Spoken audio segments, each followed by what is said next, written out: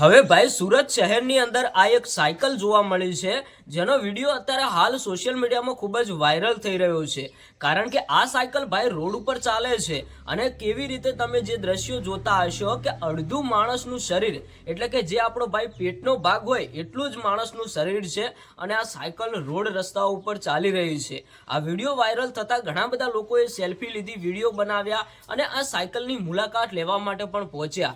પહેલી નજરે તો આ સાયકલ આપણે જોઈએ તો આપણને પણ ડર લાગી જાય કારણ કે ઘણા બધા લોકો આ સાયકલને ગોસ્ટ સાયકલ તરીકે ઓળખે છે એટલે કે કોઈ ભૂતિયા સાયકલ છે એવી રીતે ઓળખે છે, એનું નામ પણ એવું આપવામાં આવ્યું છે।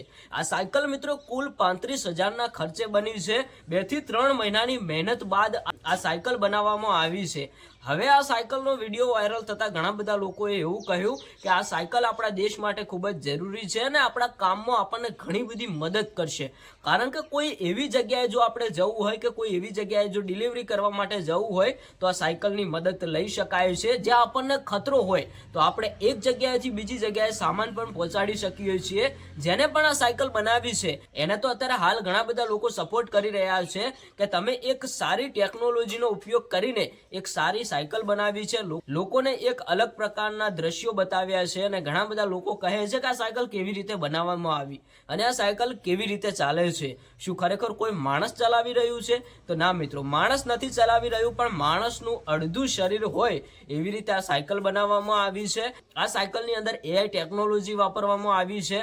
આ સાયકલ રિમોટ કંટ્રોલ અને મોબાઈલના માધ્યમથી ચાલે છે અને રોડ રસ્તાઓ ઉપર આ સાયકલ જોવા મળી છે।